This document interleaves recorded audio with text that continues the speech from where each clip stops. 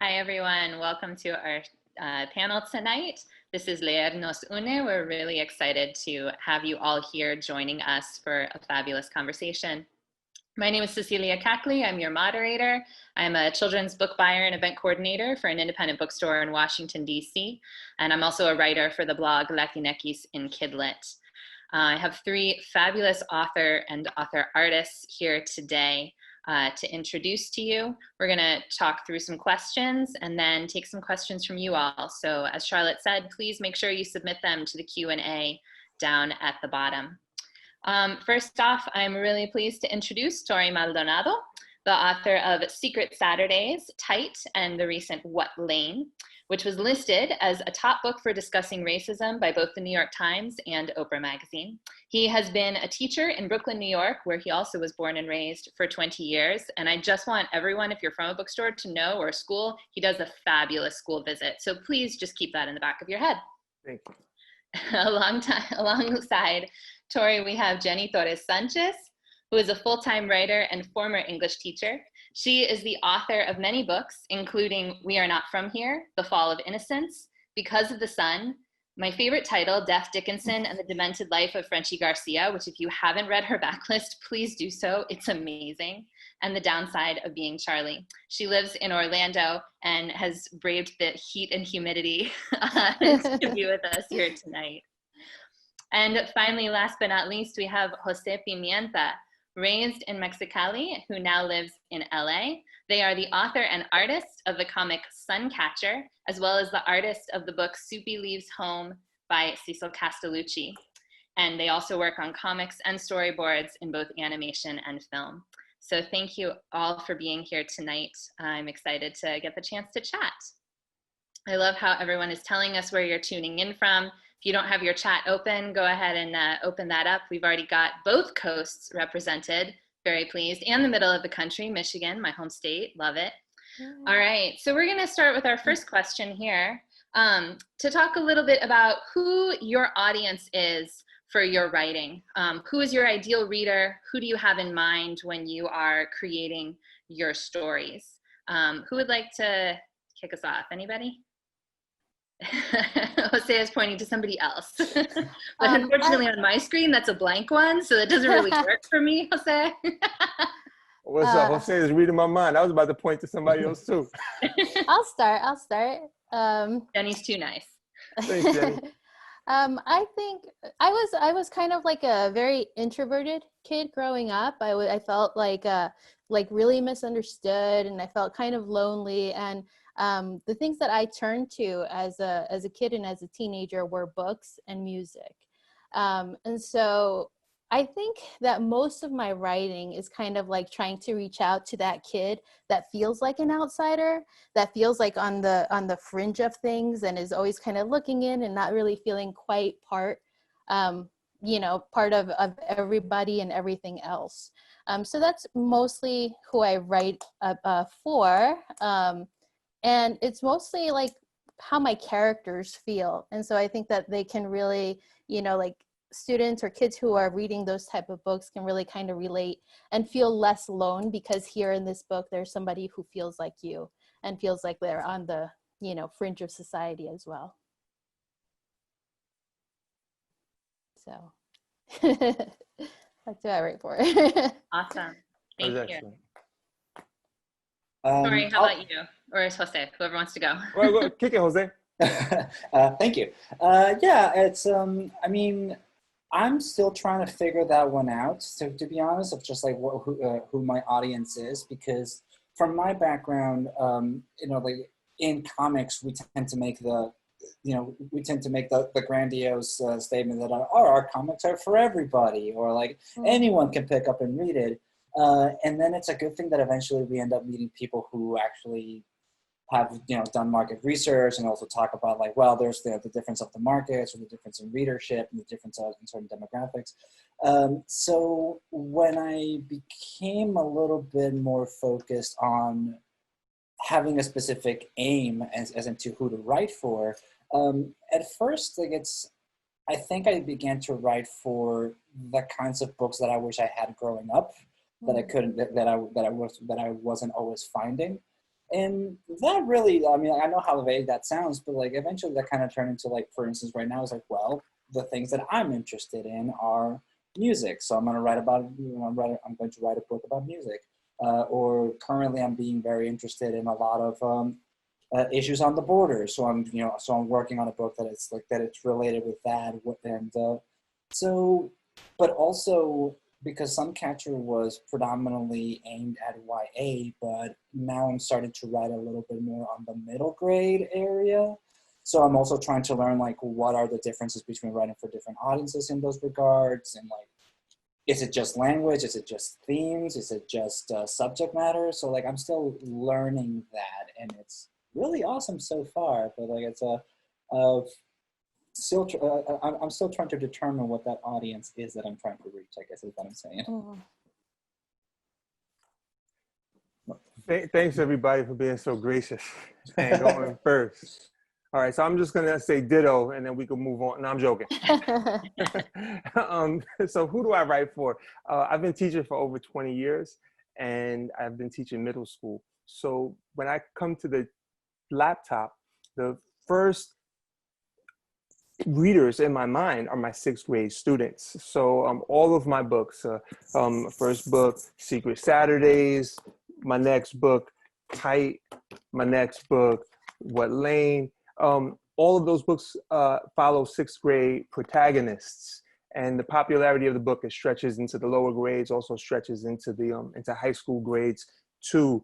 You know, I was influenced by hip hop growing up more than books, and I was influenced by comics more than books. So what inspires my writing is realness. You know, I ask myself, you know, is it like Method Man? Is it real, yo? Is it really real, yo? You know, because if you scramble the letters around in the word relate, we could pull out the word real. And so I try to make sure that whatever I'm writing, whoever is on the page, they're real. And I also make sure that they're for, this is the teacher. So you gotta let me put my teacher hat on for a second.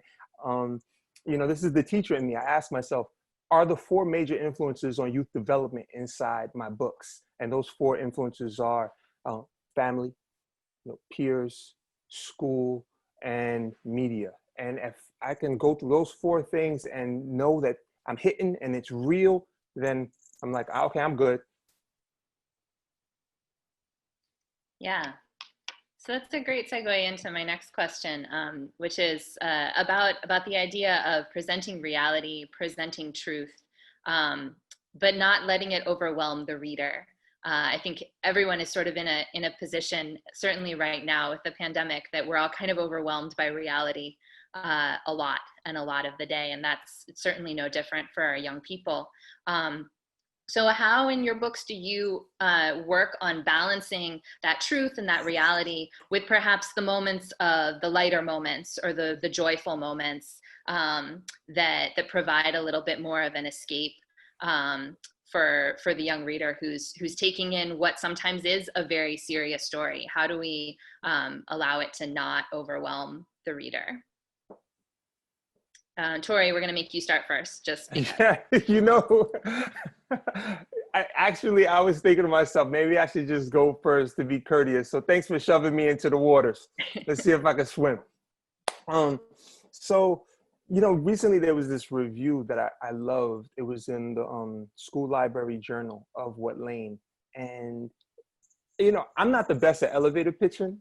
You know, people say 60 seconds, tell me about your book. I'm like, well, you know, somebody else could do it better. And SLJ did a fantastic job because they were saying that, you know, while my book, What Lane, tackles what adults call tough topics, but not students, because, you know, we know our tweens and our teens talk about this stuff all the times amongst themselves. They say that I balance the tough topics with things that tweens and teens are into, like, you know, Spider-Man Into the Spider-Verse. You know, it's all throughout What Lane. The superheroes and comics and the sci-fi shows and fantasy shows that kids are into, that's all through What Lane. So I don't sit down and consciously say, okay, this heavy moment needs to be balanced with a light moment. I don't do stuff like that. What I do is I just, like I said, going back to what we were talking about earlier, just trying to write our worlds. And I know my students, if you don't hook my students as an adult within the first 30 seconds, click, they turn off. So I approach writing the same way. You know, I try to write something that's unputdownable on every page. Yeah, that really is key. Jose, how about you? I mean, I'm trying to see how I can phrase this, but like I someone else mentioned something that really resonated with me, where they said that, like, as storytellers, like what we're doing is, like, we're not writing manifestos, we're writing stories. And with writing and with art, you can either choose whether you're showing a reflection or you're providing an escape. And however you choose to do so, just remember that, well, you know, storytelling has different tools and has different methods into how to get a point across or how to have a message across. So when it comes into how do you write your truth, and how do you, like, or how to put as much sincerity into your writings, and in order to provide some form of comfort to your reader or some form of a message to your reader, a lot of rewrites, a lot of wrong turns, a lot of second guessing, but also with a lot of help. You know, like, it's show it to whomever you trust in order to get to get second and third, fourth opinions. I know that, for instance, from my end, I like to make sure that if I'm going to write something that I feel is honest and I feel is truth, I can hold on to that, but that doesn't mean that I'm going to do it in the best way possible. And that's where any kind of assistance comes in, such as an editor or another collaborator or a peer that you really trust, or a dear friend who will be brutally honest with you and will just tell you, like, I see what you're getting at, but you need to go back to you need to go do more research, and so on and so forth.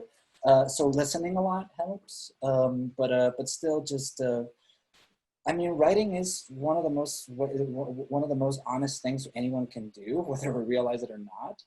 So yeah, I guess I just try to keep it as, like, okay, well, what am I trying to get across, and what elements and what tools can I use to get there, and then figuring that out while acknowledging that there's going to be a lot of second guessing. So. Awesome. How about you, Jenny? Yeah, so writing We Are Not From Here was difficult because it's dealing with a very, very tough subject. You know, I have a story about children from Guatemala who are trying to get to the United States. They have to go through Mexico. It's a really dangerous journey. They're seeking refuge. They're fleeing danger, and that's a lot. That's a lot for a reader to take in. But what I try to do is be really truthful about their journey, because I believe 100% in authenticity and being truthful to students and being honest with them, and not being afraid to put difficult things in a story, because kids can handle a lot more than adults. You know, they're ready to have those kinds of honest conversations more so than adults, and they want somewhere that kind of has that conversation with them. And I think that they find that in books. But I am careful to not, you know, like, overload their senses. And so I try to infuse a lot of other truths, like the love of family and the strength of friendship. You know, those were two things that I really focused on in We Are Not From Here. Yes, they're going through this dangerous journey, but the friendship that these characters have with one another and the love that they have for family really kind of helps to balance those heavier things. So I focus on those type of things. And also on a craft level, I try to make sure that there is some beautiful language in there, and that there is some beautiful imagery in there. So as this story is going through their head, they're not just seeing these pictures of bad things, but they're also seeing, like, beautiful things that, you know, in the landscape, or you know, in something like a flower that one of the characters notices. So those are different ways that I try to balance those kind of hard truths. Thank you. Yeah, it does seem that adults often somehow lose sight of how much young people really do want to engage with the world.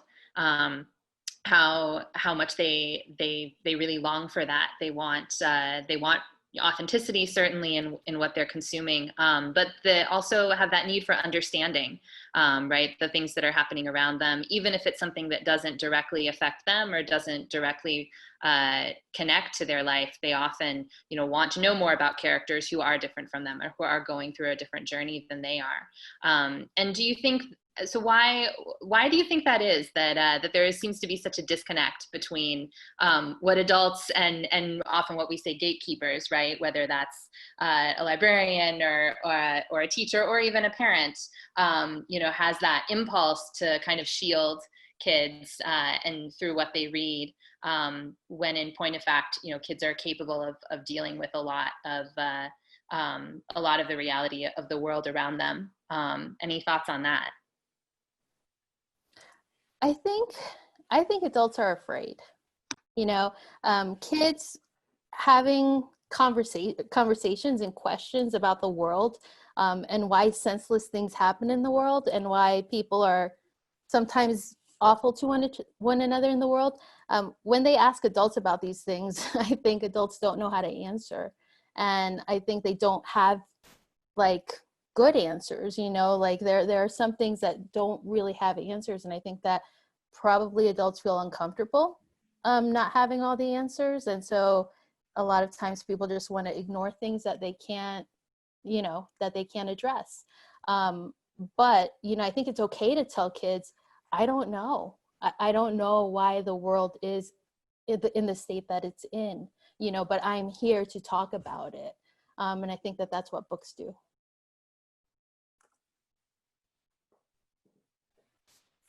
I 100% agree with that. And the only thing that I would add also is that I think something does happen to a lot of people when they start growing up, that they start processing what the concept of failure can be and what the concept of failure can do. So they don't want to see that, or they don't want to cause that, or they at least don't want to be entirely responsible of having something to do with it. And I'm pretty sure that also just has a matter of whether they realize that a kid can handle more than we're willing to give them credit for, but also because adults by default have experienced more, we also don't entirely know how much a child has also experienced at that point. So it's that difficulty to gauge can also kind of set them into well, am I going to contribute, or am I going to, or is it more helpful to shield them and protect them, or is it more helpful to not have them go through this, or have them go through this for them to learn something? And those are very difficult questions for anybody. It doesn't matter what age. But yeah, I mean, I can understand why a lot of people, in this case adults, would find themselves in this position. And I don't envy that. I mean, and I have sympathy for that. Of yeah, I can understand why you don't want to see someone that you care for get hurt. But also by doing so, you may also be preventing them from acquiring a knowledge of some sort. So those would be the only things that I would add. But Jenny kind of slung a home run on that question. Tori, what do you get? What do you think? Yeah, well, first thing I want to say to everybody is, if you see me look down, it's not because I'm on my phone or anything. I'm writing notes so that I could, respond to everybody here, because you had such good points. I just want to amplify the idea that I want to amplify what Jenny said. Jenny said, our kids are resilient, and we have to give them credit. They can handle more than what we as adults think they can handle, right? I also want to talk about all humans. All humans tend to be pain-avoiding creatures, right? So I know when I sit down at the laptop, if I'm going through pain, I want my experience on the laptop to kind of be a break from what's going on there, right? And that's the trick, because you got to bring your full self to the laptop. And you can't have you think yin yang, right? You have to have the duality. You got that old school rap song, Joy and Pain, like joy, pump it up, and pain, right? You have to see. Here's the thing. My mom, right? My mom used to make me think that these quotes were her quotes. Like we were walking through my housing projects. I was about the size of a fire hydrant, and my mom turns to me and she says, you better be a rainbow in someone else's cloud. That's just what she tells me, right? So I was like, damn, Ma, that was deep. So I go to school and I'm like, Ma, my mom came up with this quote, and the teacher's like, your mother didn't come up with that quote. Maya Angelou came up with that quote. I was like, okay, I got to go back and tell my mom why you breaking copyrights, right? But this is the thing, all of us, we want to be a rainbow in our writing, in the clouds of young people. We have to remember, though, that in order to get that rainbow, we also have to write the cloud, right? So our work is a duality. Our work is a dance. It's a dance between, okay, provide the joy and the lightheartedness of tweendom and teendom, but also, show the complex terrain, the complex terrain of the interior lives of young people and the complex terrain on the outside, because let's keep it real, life can be tough. And if we don't prepare our kids through our literature, are we serving them? 100% agree with that. So in our, we're living in a world that maybe we didn't anticipate being in to a certain extent at the beginning of this year. I would say probably other aspects we completely anticipated. But pandemic has really changed a lot. It's changed a lot in how how we connect with young people. It's changed a lot for teachers, as many of them are now trying to connect with students through technology. It's changed the landscape for writers who've had books coming out this year and are unable to necessarily do in-person school visits, to do bookstore tours. So much is changing in terms of how we connect with each other. But the stories have remained. What can you say about the importance of stories and their place in helping us connect with each other, specifically in the moment that we're living in now? Should I go first? Go for it. Yeah. Yeah. Jenny was like, yes, because somebody else went first before, Tori. All right, I'm gonna go. All right. That Kevin Hart joke, he wasn't ready. Yo, I wasn't ready to go first. I'll go first. So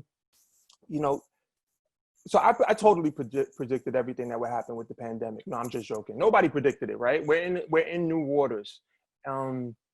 Yet what you said, Cecilia, even though we're in new waters, books still are a tool. Books still are a raft that can help keep people afloat, young people, older people afloat, as the waters of the pandemic changes keep rising and keep changing. As a teacher, I have to say, I miss my students. I miss being in the classroom with kids.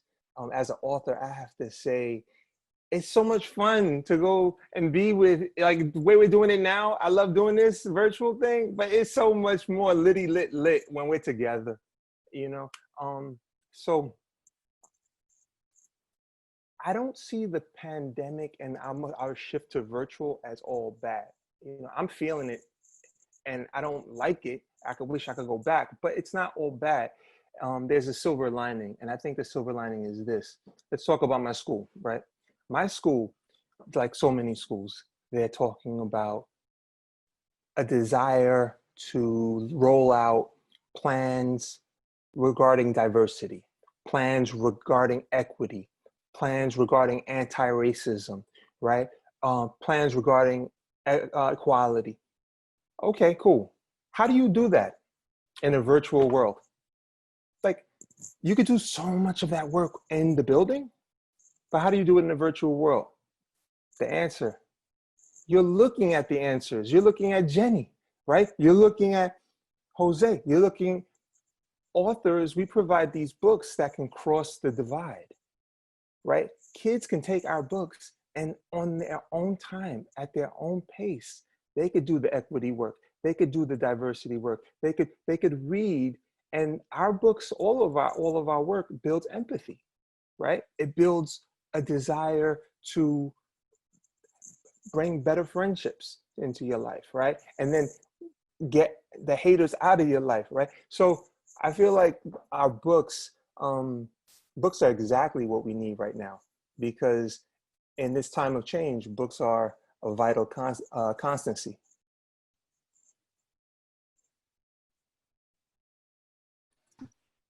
Who wants to follow that? Because that was really good. Thanks for saying that. At one point, I felt like I was spiraling out of control. Jenny, would you like to would you like to follow it, or can I was entranced by Tori's answer, you know, and I'm like, wow, what was the question again? Because I was like, yes, that all makes sense. But Yo, Jenny, that's how I feel listening to you. Thanks. Can I take a stab at it? Yes, please. So the only thing that, I mean, it's, again, like that was really good, Tori. But yeah, like it's just to add more to that, of like it's I mean, you don't have to go too far to realize what how unifying stories are for communities. I mean, just even in the simplest of terms, if all of us can just travel back in time to when we started making our own friends, what were we talking about? We were talking about what you were watching on TV, what books you were reading, or what music you were listening to. Like, you know, even in the most, even in our most basics of new connections and new friendships, or new relationships for that matter, we connect with what we connect with what we're consuming through either an entertainment or some kind of model for morality or model for etiquette, if you would like to accredit stories for to that amount, which I most certainly would. So during these times, which, I mean, it's no secret, these are very difficult times for everybody across the board.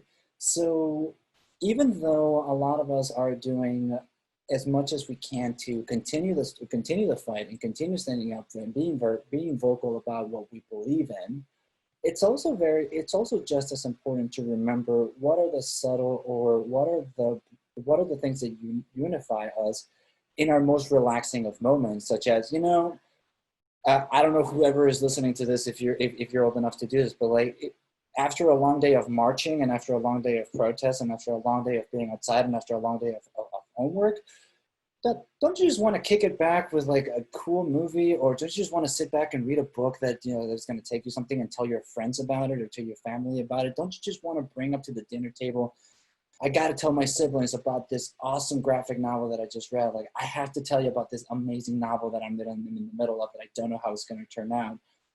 And those are still connections that you're building, like, and they are just as important as the other things that are worth talking about.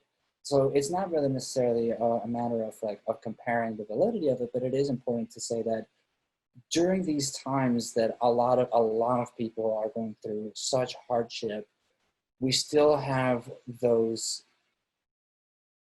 items, or those apparatuses, if you will, like those items such as books, or any other form that connects us in a more humane way. And that's like the value of literature, parentheses, storytelling in all its forms, that you would like to take it to. So that's the only thing that I would add. But again, like, Tori took it a home run. So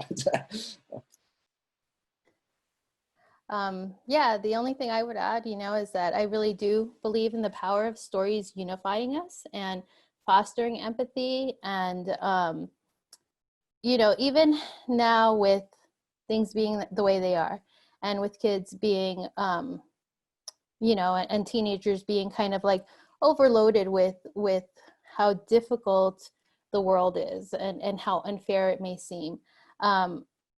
I still think that they are willing to read those types of books that kind of continue to reveal that, and continue to kind of like foster empathy in them, and also kind of like gets them fired up to, you know, go out into the world when this is kind of like a little bit over, and to make change. I think it's inspiring. Stories are inspiring young adults to go out there and be like, wow, you know, like we are going to make things different on our watch, and we're going to really fight against the injustices that we're seeing, and we're going to take these stories that have spoken to our hearts, and we're going to make things different.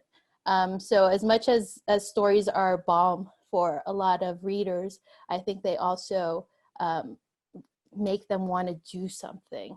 And I think that there's a lot of books out there right now that do that for readers. Thank you. That's great. Can I jump in and just say something real quick? Mm-hmm. I want to just, so when Jenny was talking about, our books can help fire kids up to want to go do something or to want to go make change. That's 1,000% true. What Lane, I didn't write it to time it with the pandemic, because like you said, we had no idea this was going to happen. However, there's a librarian named Beth Palmer out in Ohio, and she said she was reading What Lane with kids, and what happened was an Asian girl, a boy asked, is this book a long time ago book, or is this like relevant like right now? And the Asian girl said, this is relevant right now, because my dad was going to the supermarket and he was harassed, and he was accused, because we're Asian, that we created the pandemic. So Beth Palmer, she has said, we can't take the problems, like what all of us are saying this, Jenny's saying this, Jose's saying, Cecilia, you're saying this, we can't take the problems and the issues that kids are experiencing away, but our books, like Beth Palmer has said, can help them cope and help them process what's going on. I also just want to amplify what Jose said, because Jose was talking about storytelling, right? And how there's something relaxing and calming about stories. I want to know if I want to know if Jose's work are in audio form, or if you do virtual visits. And the reason I asked is because I find that being read a story is so relaxing. And that's another benefit to this virtual world, is that now you can get Jenny, right? You could just dial Jenny up. You could just dial us up. Call me maybe. Yeah, actually there's We Are Not From Here is the first, not the first, but it's the second. I haven't had it my books on audio much, but the second book that's on audio, and the narrator for that one is phenomenal. Her name's Marisa Blake, and I mean, wow, I listened to the whole thing. I was like, oh my gosh, I was feeling things I hadn't felt since I wrote it, so yeah. I just have to, because you gave me the perfect opening for it. One of the event series that I host with a store in DC is called Lit Out Loud, and it's specifically a set of conversations between authors and their audiobook narrators to talk about the experience of interpreting a book through audio, and the experience for the author of hearing their words read out loud, and what that's like, the process of building it. So if that's interesting to you, you can go ahead and check that out at East City Bookshop. Our next one is with Courtney Summers for her book Sadie at the end of this month. And because audio storytelling in all its forms really does encompass so much, and we're seeing so much innovation with how stories are being delivered now in ways that we haven't necessarily seen before. That sort of innovation is coming out of the time that we're living in. So I do want to move on to some of our fabulous questions from the audience. First off, a question from one of your young readers who asks, what is it like to be a writer? And what is the daily schedule of a writer? Do you have another job? And this attendee is interested in being a writer when they grow up. So we want some good advice here. Who wants to jump in? Because like that's all right, I'll jump in first. First of all, yes, congratulations, do it. Awesome. We need more writers. We need more stories. Absolutely. What's it like being a writer? I cannot stress this enough. It's a dream job. It sounds silly, but like I'm living my dream right now of just illustrating and collaborating and writing my own stuff, as well as working with it. So it's a dream job. For sure. My daily schedule is, in case anyone is interested, I do my home chores first, just to get those out of the way, and so they're not, at me. but I try to sit down and start drawing and writing as soon as I possibly can, which is usually in the morning. And that, I make some time for lunch, and that leads me all the way into the evening. And by the evening, I either will pick up a graphic novel that I'm reading, or will pick up on reading other stuff. But also part of the job is also self-management, which also means reading emails, responding to emails. Like you're essentially treating your entire self as the product for like your own company, basically. So that means also you have to do your own accounting, you have to do your own representation, you have to do your own, sometimes your own promotion. And that's all great. And you don't have to learn everything at once. These are things that you learn as you go along.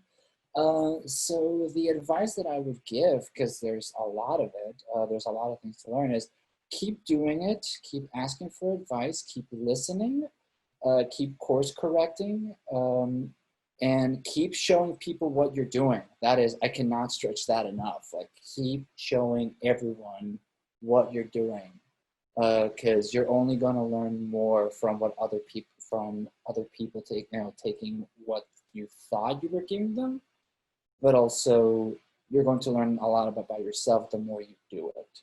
So that's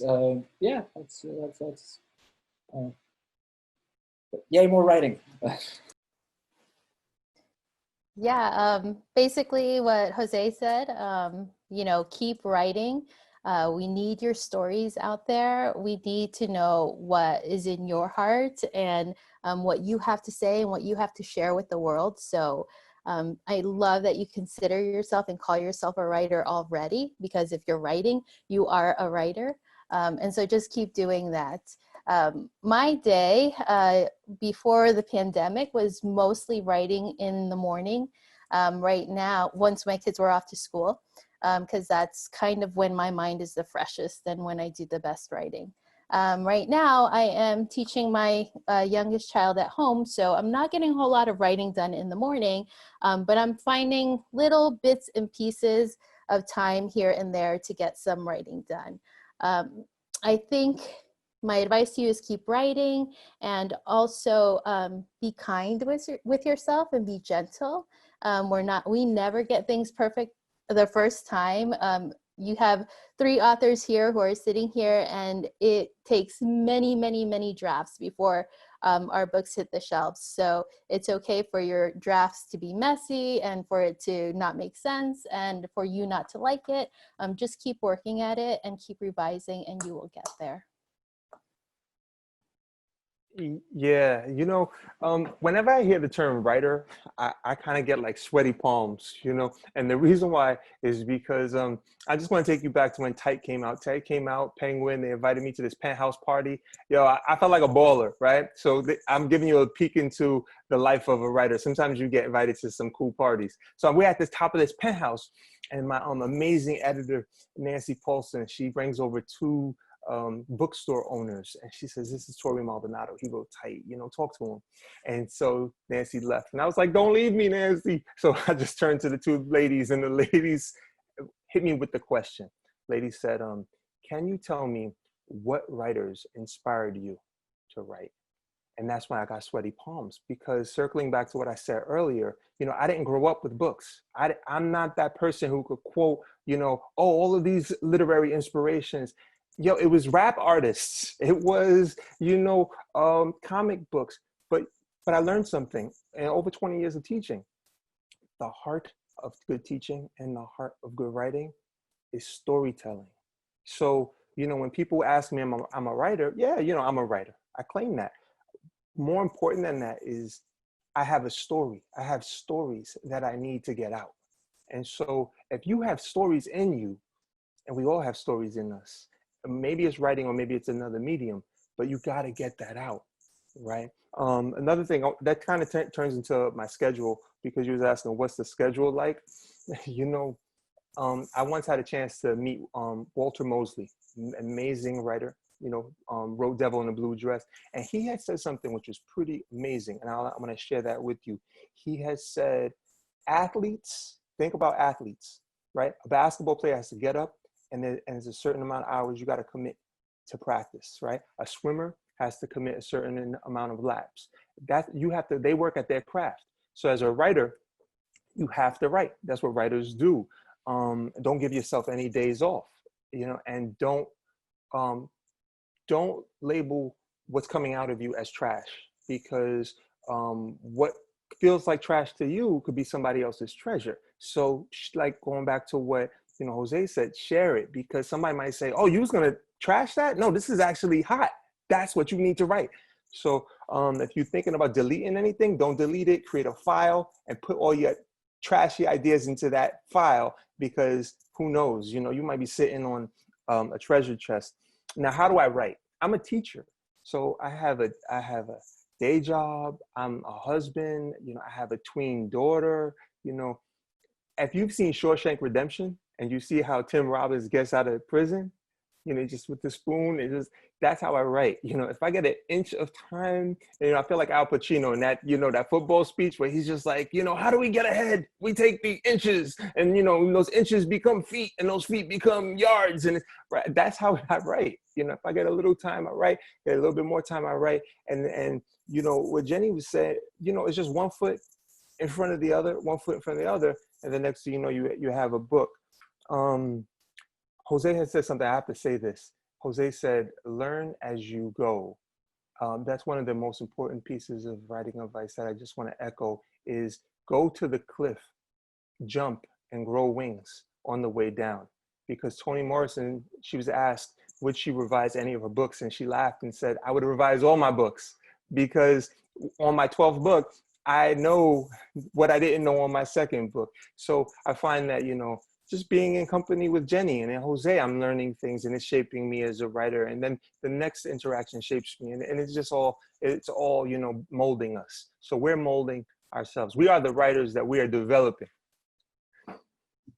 Yeah, I think all writers and all artists we sometimes say we have to fill the well, right? We have to take in other art, any kind of art, not necessarily even the art that we make ourselves, but whether that's reading, whether that's listening to music, whether that's watching movies, watching theater, watching TikTok videos, all of that is material that you can use to fill your well, and draw inspiration from for creating your own art. So building a little off of what Tori said about influences, we have a question, were you influenced by any Latinx authors? And we can expand that to say, you know, whether that's any sort of Latinx artist, whether that's a visual artist, a musician, a storyteller in any form. Who were your influences, maybe specifically from our culture?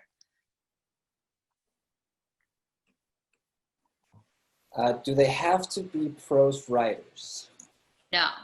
Okay, well, in that case, I mean, kind of following a little bit with what Tori was saying, because I was also very heavily influenced by music growing up. So I remember, like, I mean, I have favorite albums and, you know, and a lot of favorite Mexican musicians that I could talk about all day, but we don't need to hear that. I think one of the albums, like one of the records that was like, just like a spark that ignited me was 1994's Re, R-E by Café Tacuba. And what I loved about that album is that it's a very long album. It's a 20-track album, but each track is its own individual little story. And that was the intention of the band, is to make like these little, just make like these entire collections of different stories with different sounds. So this, you know how most bands have like a consistent or like a definite sound that identifies them as who they are. These guys were on a completely different ballpark. Like they were just like, no, we're all about making music in whatever form that takes. So if we're gonna write a salsa, we're gonna write a salsa song. But if we're gonna write a bolero song, we're gonna write a bolero song. Or if we wrote a song that sounds more like a punk song, then it's gonna be punk. And just like, you know, again, this is in 1994, so I was like this high, and I was I was young, so just like listening to that was like a revelation of like, oh, you can do different things, like you don't just have to do one thing. there's a lot of other things that we can go into it, but like I think you just like to name one. I think that's where that's a good starting point. Awesome, thank you. Jenny, how about you? Definitely, of course, Sandra Cisneros. You know, Wearing House on Mango Street. yes, that book was, you know, I didn't read that until college. I mean, I didn't read a lot of Latinx authors in high school. They weren't presented to me. They weren't in my classroom. So I came to a lot of those writers later in life. But when I read that book, I was like, wow, you know, like here is where I've been and nobody showed me that I could find bits of myself here. So definitely Sandra Cisneros and Julia Alvarez and Judith Ortiz Cofer and Juan Felipe Herrera, you know, his poetry is amazing. So those are some of the writers. And then Leela Downes is a Mexican art musician that I adore. I mean, I have like Frida Kahlo and like Leela Downes are like right here, you know, like huge influences for me. I listened to her music a lot while I was writing We Are Not From Here. I got her permission to use a little quote from one of her songs at the beginning of the book even. So go listen to Leela Downes. She definitely helped me write that book. She was with me as I wrote that book. And, you know, she's inspired a lot of my short story writing as well, so. That's so fabulous and cool. I actually have a puppet show which was created to a Leela Downes track as well. So I can attest to the fact that Leela Downes is like this font of inspiration for a whole lot of people. I need to see this puppet show now. So like I'll you send need it to to, you. yes, yeah. And you. All right, Tori, how about you? Let's get some more music recommendations, maybe some comics in here too. Got to unmute though. Okay, cool. Well, you know, I yes, there were lots of musical influences. You know, immediately comes to mind. He's not Latino. He's African American. Rakim. You know, when he rhymes, you know, self-esteem makes it seem like the thought took years to build. Like, you know, being a microphone fiend. Like, I feel like I'm a microphone fiend. I have like, we all have stories. I got to get them out. So there are lots of different influences when I was growing up, you know, hearing like Fat Joe, the rapper, you know, nothing could stop me, all the way up, you know, Big Pun. Yeah, there were Latino influences, but I would like to just pivot and go back to the canon. What Latino voices were in the canon that I thought, wait a minute, maybe if their voice fits into the canon, then there's some room for me inside the canon too. And these are the influences. I remember reading B.D. Thomas's Down These Mean Streets. And when I read that, I thought to myself, I am going to write a tween version of that book. And it was crazy because I wrote Secret Saturdays, and you know, that's thought I had put in the back of my head. Years later, someone was like, you know what your book reminds me of? Perry Thomas's Down These. I was like, whoa, yo, dude. Okay, so Perry Thomas, right? Down These Mean Streets, amazing book. In terms of writing what I write lately,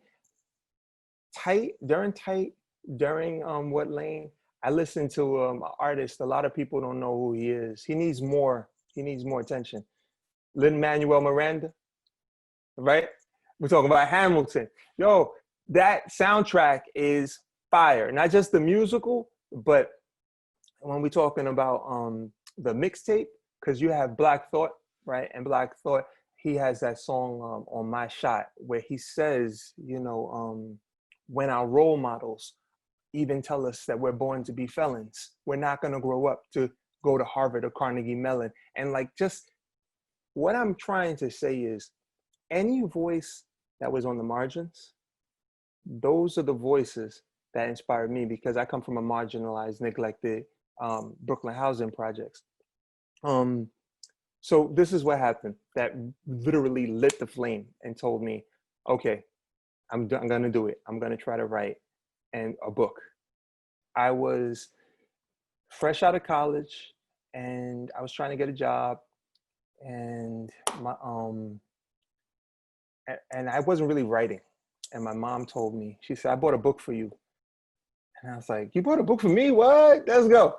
And she said, I think you'll like it. I saw him in the daily newspaper, and I don't know anything about him, but you know, he looks like he could be one of our cousins. And I was like, all right, cool. Where's the book? Give it to me.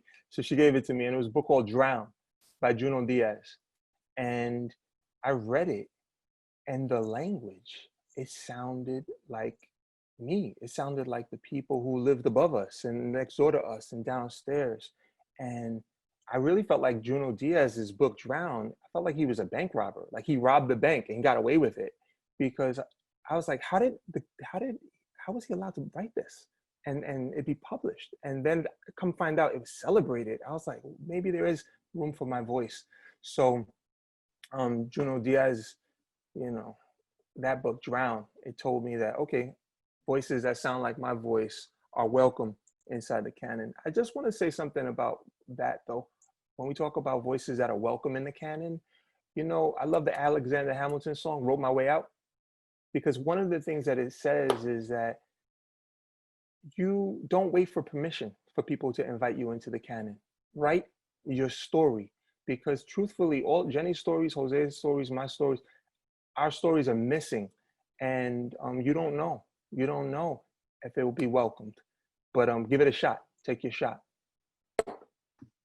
So I'm going to combine, we're running out of time here, but I'm going to combine two questions to sort of wrap us up. Where do you find inspiration to write your stories? And how do you get over the fear or hesitation of a story not being good enough? So kind of two sides to the question. Where do you draw inspiration? And how, if you have that moment of hesitation that you're not sure it's enough, how do you push through that?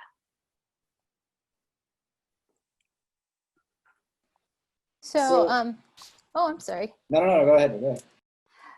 So my inspiration comes a lot from music. I love music. It was, where I felt understood as a teenager, and that carried over into adulthood. So it was the first place really that I also kind of saw literature in this way that was, that spoke to me, like, because I grew up in the 80s and 90s, right? I had tapes and records that had the lyrics, that came with the lyrics. And, when I wasn't taping it off of the radio, which yes, we really did. And I actually saved up enough money to buy a tape or a record. And I got the lyrics, which you couldn't look up then either, because Nope. there was nowhere to look them up. You had to sit there and listen. I saw poetry in the lyrics. I mean, it was even written out like poems. And so to me, I was like, oh, okay. Songs are poems, but songs are cool, and songs are something that I understand. And so poetry was actually how I first kind of started writing. I wrote poems before I wrote any kind of stories. So I still find a lot of inspiration in music. I grew up listening to a lot of alternative, and it was music that, was kind of haunting and kind of like sad. And you kind of can see that in my writing now as well, because I'm still very much inspired by it. But I'm also inspired by art. I like to look at pictures and paintings and photographs and come up with stories about what I'm seeing. And I don't know if you guys remember, but when you were in school, you'd read like a story in a textbook, and they always have like a little art piece that went with it, or at least the textbooks that were in my classroom. And I always thought that was so cool. I liked making those connections. So a lot of times when I'm trying to refill that creative well, I like to go to like museums or art shows to get a little bit of inspiration. So yeah, those are some, and definitely reading. I find a lot of inspiration in reading poetry and reading other people's work. So. Oh, and I think there was a second part to the question too, right? You reading my mind, because I was like, she asked the second part. And I don't remember it either.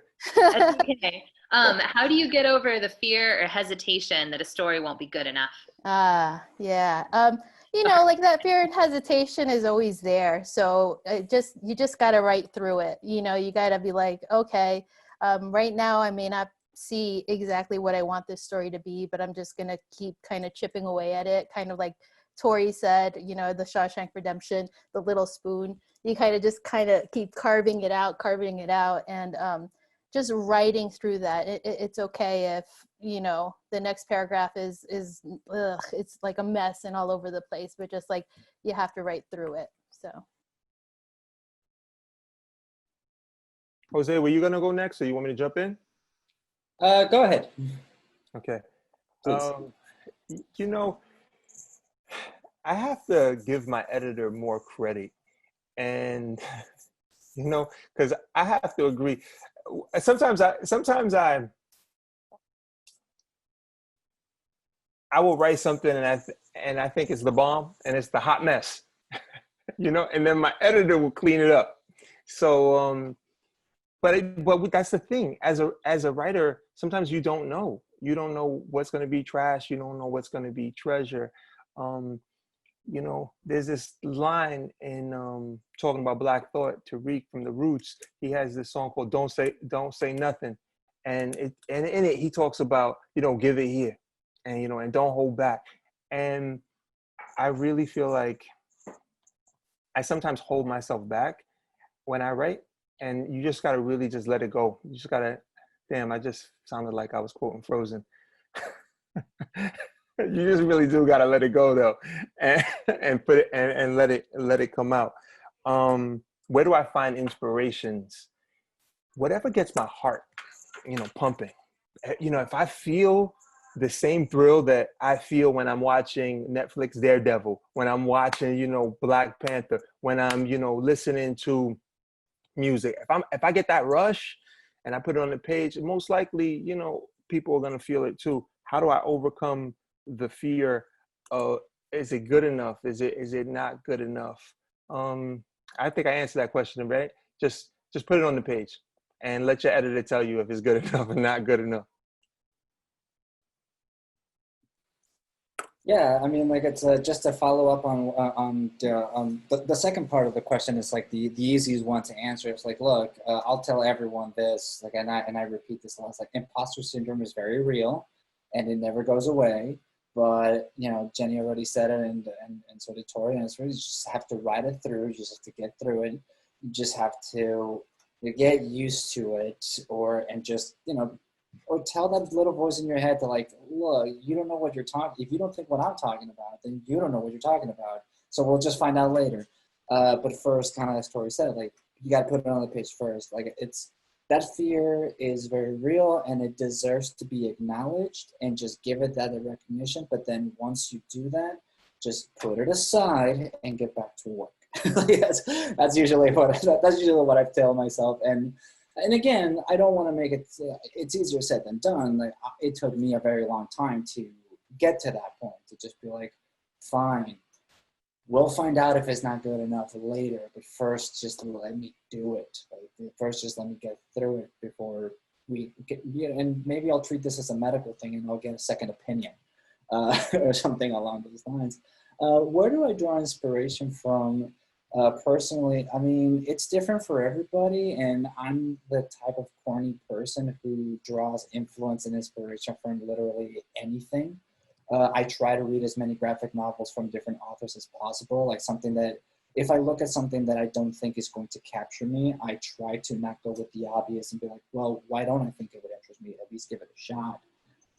Like for a very long time, my favorite book was this book called This One Summer, which is about these two girls spending a summer in this beach town. Little did I know that it was going to touch me in a way that I had never been touched by a book. Like it had been a very long time since a book moved me that well, you know, like that strongly. But so like I'm often reading graphic novels that are either, that don't always reflect me, but may reflect me through the story. listening to as much music as possible, watching as many either plays, movies, TV shows, just, keeping my options and my ears open, as well as, trying to stay as observant as possible. But also from the day to day, like you really don't know if the clerk is going to say something funny that you got to put it in. Like, someone may give you that zinger that's like, I got to use that somehow.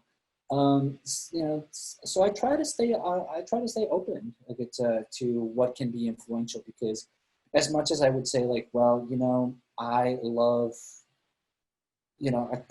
I love middle grade books, but then I read 20 of them and maybe one of them moved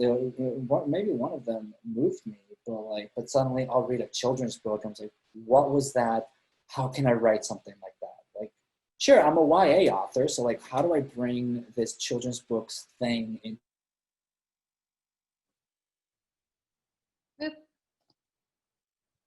He froze briefly there. While he Yeah. comes back, I just wanted to talk about something that he actually said at the earlier part of our conversation as worth boosting. He was talking about us as writers, that we're not just writers, right? We have to hustle and get our work out there, right? We have to be self-promoters at time. So on the one hand, yes, what inspires us to actually write? But one of the things that I want us to think about also is who and what inspires us to stay in the writing game. Because right now I can see in the chat, some people who are in my community, who support me and nourish me, they're here. So I want to give a shout out to Tamika Fryer Brown and anybody else who showed up for me today.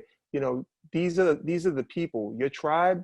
These are the people who, they give you that gasolina, they give you that voltage so that you could stay in the game and continue to write when, you don't feel like doing it anymore. Yeah. So we're just about out of time. I do want to say thank you all again for coming. And if you go into the chat, there's a link there to the Bookshop list where you can purchase books by all of these writers. I do encourage you to do that if you can. Otherwise, please ask your library to purchase them. If they're at your library, check them out and support their work. So thank you again for joining us for Leernos Une, and thank you to Jenny, to Jose, and to Tori for coming and sharing their wisdom and thoughts with us tonight. Thank you all for being here. This was great. Thank you. Thank you so much. Thanks, everybody.